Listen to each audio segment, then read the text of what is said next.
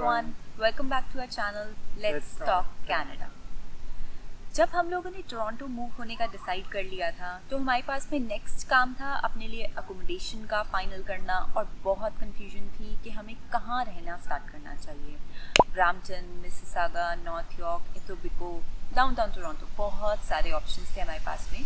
Brampton जहाँ पर में हमारे कुछ खास लोग रहते हैं, हमारे वेल विशर्स रहते हैं, उन्होंने सजेस्ट किया कि you should start from Brampton क्योंकि इंडियन कम्युनिटी बहुत है। स्टार्टिंग में एज न्यू इमिग्रेंट्स तुम्हें इंडियन कम्युनिटी से बहुत हेल्प भी मिल जाती है, लेकिन हमारा मेन कंसर्न था कि हमें एज अर्ली एज पॉसिबल अपनी फील्ड में जॉब सिक्योर करनी थी। और ब्रैम्पटन में आर्किटेक्चर ऑफिस कम हैं if you see in comparison to downtown Toronto.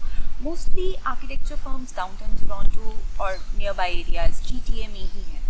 तो हमें लगा कि अगर हम ब्रैम्पटन में रहेंगे तो सुबह शाम 1.5 घंटा ट्रैवल करना हमारे बस का तो है नहीं है। बहुत ज़्यादा टाइम, बहुत ज़्यादा एनर्जी भी जाती है and it's not very cheap also. So and but obvious as newcomers जब दोनों पे जॉब नहीं थी तो कार लेने का तो कोई सवाल ही नहीं था, तो इसलिए ब्रैम्पटन तो पहले ही रूल आउट हो गया। फिर हमने सोचा मिसिसागा देख सकते हैं, बट मिसिसागा में रहते हुए अगर हमारी जॉब नॉर्थ यॉर्क में लगती है तो वो भी बहुत दूर पड़ जाता है, और अगर हम नॉर्थ यॉर्क में रहते हैं और हमारी जॉब मिसिसागा में लगती है तो वो भी बहुत दूर पड़ जाता है, इसलिए वो दोनों ऑप्शन भी रूल आउट हो गए। फिर हमने सोचा कि डाउनटाउन टोरंटो ही हमारे लिए बेस्ट रहेगा। हमारी जॉब कहीं भी ईस्ट, नॉर्थ और वेस्ट में लगती है तो हम इजीली हर तरफ ट्रैवल कर सकते हैं। हमारी बेसिक इंटेंशन थी स्टार्टिंग में कि अपने लिए मैक्सिमम अपॉर्चुनिटीज़ ओपन रखना, और डाउनटाउन टोरंटो में रहते हुए जैसे रंजीत ने बोला north, east, west, towards Mississauga, towards North York, towards Scarborough, you can travel at least till like 1 to 1.5 hours in each and every direction, and downtown Toronto itself has lots of offices for us। तो expensive था but हमने सोचा कि downtown Toronto एक अच्छा option हो सकता है हमारे लिए। तो ये था first and most important point, distance to work, जो कि बहुत ही ज़रूरी है कंसिडर करना आपकी फ़र्स्ट एकोमोडेशन फाइनल करते हुए, क्योंकि टाइम सेव करना आपके लिए बहुत ही ज़्यादा ज़रूरी है। आपकी एवरीडे लाइफ में यहाँ आकर के बहुत ज़्यादा चेंज आ जाता है। हम इंडियंस को जनरली आदत होती है कि घर का काम करने, बर्तन धोने, आपके लिए खाना बनाने, आपका घर साफ रखने, एक प्यारी सी दीदी आ जाती हैं, आपको बस सुबह उठना होता है, तैयार होना होता है, नाश्ता बना बनाया मिल जाता है और आप ऑफिस चले जाते हैं। लेकिन यहाँ की लाइफ में स्टार्टिंग में न्यू इमिग्रेंट्स को बहुत प्रॉब्लम आती है सारे काम खुद से हैंडल करने में, बहुत टाइम जाता है। एटलीस्ट हमें तो बहुत ही प्रॉब्लम आ रही है and we know a lot of people जिनके साथ ये प्रॉब्लम है कि उन्हें इस लाइफस्टाइल को अडेप्ट करने में टाइम लग रहा है। अब ऐसे में अगर आपका डिस्टेंस टू वर्क भी बहुत ज़्यादा होगा तो you will be exhausted by the time you reach home. It will be very difficult to prepare lunch for the next day, very difficult to prepare dinner for yourself. और बाहर से खाना खाना भी बहुत एक्सपेंसिव पड़ता है, तो अपना ट्रैवल टाइम जितना कम कर सकते हैं उतना ही अच्छा है। और हमने जो डिसीज़न लिया था डाउनटाउन टोरंटो में रहने का, हमें लगता है हम उसके साथ बहुत हैप्पी हैं। अभी रंजीत ऑफिस बाइक से जाता है, थोड़ी एक्सरसाइज भी हो जाती है, फन भी हो जाता है, बाइक फ्रेंडली लेन्स हैं और उसको सिर्फ 20 मिनट्स लगते हैं ऑफिस जाने में, और मैं TTC से ऑफिस जाती हूँ और मुझे लगते हैं 30 मिनट्स। तो बिल्कुल भी एक प्रेशर नहीं रहता ऑफिस से। Work life balance is a good factor, but अगर किसी दिन लेट भी आना पड़ता है तो भी इतना मैनेज हो जाता है कि ट्रैवल टाइम तो बहुत ही कम है, तो you can come and cook for yourself. सिर्फ इतना ही नहीं, जब मैं मेरी जॉब के लिए इंटरव्यू देने गई थी तब मुझसे पूछा भी गया था कि आप कहाँ रहते हो और आप कम्यूट कैसे करोगे। तो क्योंकि मैं डाउनटाउन टोरंटो में रह रही थी तो ये मेरे लिए फेवरेबल एस्पेक्ट था और बहुत पॉजिटिव लिया भी गया, and I am very sure this was a good point that help me in getting this job. And next point है डिस्टेंस टू ग्रॉसरीज, जो कि बहुत ही इम्पॉर्टेंट पॉइंट है जिसका आपको भी आइडिया भी नहीं है। एंड यहाँ पे आपको कोई गुप्ता जी की दुकान नहीं मिलेगी हर कॉर्नर पे जहाँ से आप हर रोज़ सामान ले आएँ। आपको वीक के एंड में एक साथ बहुत सारा सामान लाना होता है, एंड बिना कार के और बहुत दूर से लाना मुझे लगता है वो बहुत ही मुश्किल काम है।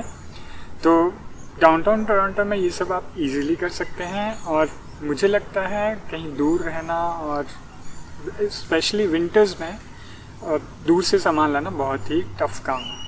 कुछ कॉन्डोज आपको मिलेंगे नॉर्थ यॉर्क, मिसिसागा, इन एरियाज़ में भी, जो कि शॉपिंग सेंटर्स के पास में होंगे, बट एक जनरली जो रेजिडेंशियल एरियाज़ हैं ब्रैम्पटन के, जो टाउन हाउसेज और जो सेमी डिटैच्ड हाउसेज वाले एरियाज़ हैं, वो शॉपिंग सेंटर से जनरली दूर होते हैं। और एक जनरल कंपैरिजन अगर डाउनटाउन टोरंटो से इनका किया जाए तो डाउनटाउन टोरंटो में वीकली ग्रॉसरीज लाना बहुत ही ईजी हो जाता है।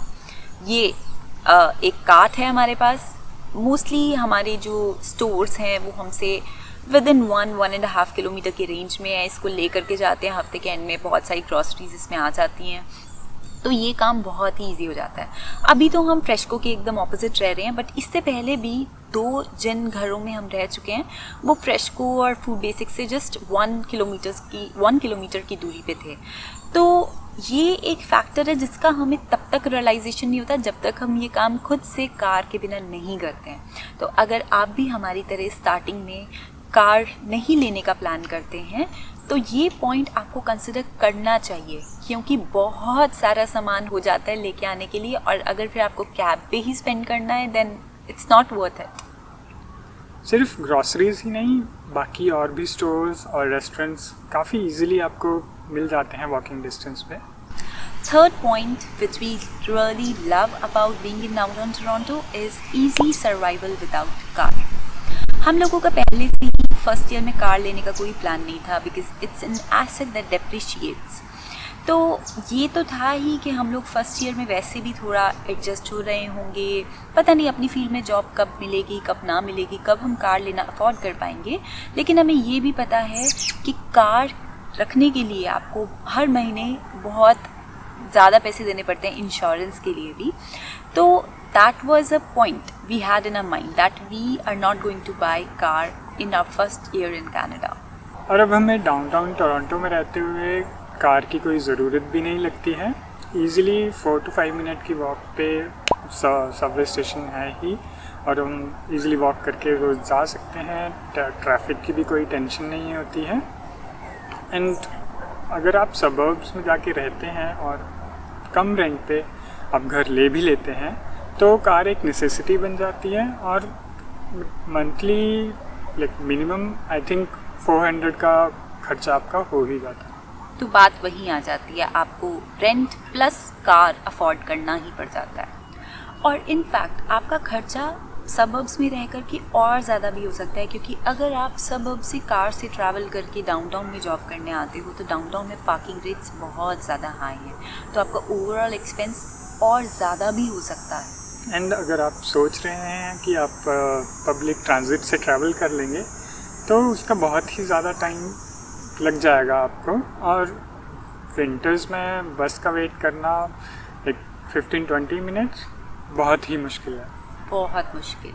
तो ब्रैम्पटन और मिसिसागा से डाउनटाउन टोरंटो पब्लिक ट्रांजिट पे ट्रैवल करना is not a very reliable option, it's not easy at all.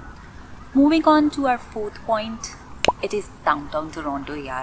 The vibe is awesome. The life here is really active. You get to see a lot of activities around you. People here really fun. So एक बार तो ये वाला lifestyle देखना बनता है। अगर आप अभी मूव हो रहे हो, then in the beginning you may choose the small condos, but slowly and steadily you'll want to move to bigger houses. बाद में तो आप आकर के इन छोटे छोटे condos में रहोगे नहीं। तो अभी एक बार ये एक्सपीरियंस अगर आप करें तो it will be nice. People love the summers here. They enjoy it a lot in every possible way. They love biking, they love walking, they love running, they love swimming. They do a lot of activities with dogs and babies in their carts behind them. It's fun to see, and the summer patios, they are lovely.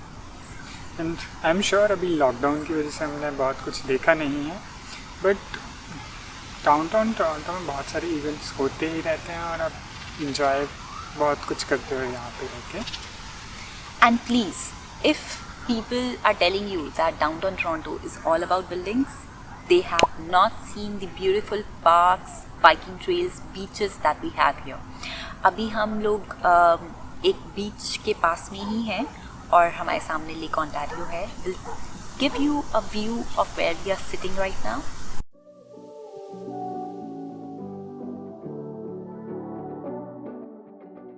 Last but not the least, guys, we both got jobs in our own fields within 2 to 4 months after moving. It goes without saying कि downtown Toronto आपको बहुत सारी opportunity देता है और थोड़ा जल्दी मिलती हैं आपको आपकी फील्ड की जॉब्स. अब ये सारी थी हमारी प्रेफरेंसेस और हमने आपसे अपने ओपिनियंस शेयर किए जो हमें यहाँ पर में रहते हुए अच्छा लग रहा है. हमने आपको उस सब के बारे में बताया ताकि आपके लिए भी ये डिसीजन लेना थोड़ा ईजी हो जाए. हो सकता है कि आप फैमिली के साथ मूव हो रहे हैं और आपको डाउनटाउन टोरंटो के छोटे कॉन्डोज में रहने में प्रॉब्लम हो. Then obviously you should look for bigger houses which comes with lawn and everything. तो आप suburbs में रहना भी प्रेफर कर सकते हैं. उसके अलावा अगर आपको लगता है कि कोई ऐसा पॉइंट है जो हमने मिस किया या आप किसी चीज़ से अग्री डिसअग्री करते हैं तो हमें कमेंट सेक्शन में ज़रूर बताएं. We will be looking forward to your opinions, your suggestions to add to this video. Thank you very much for watching our video today. Please like, share and subscribe to our channel and don't forget to hit the notification button. हम लोग आपके साथ और भी बहुत सारी videos share करते रहेंगे.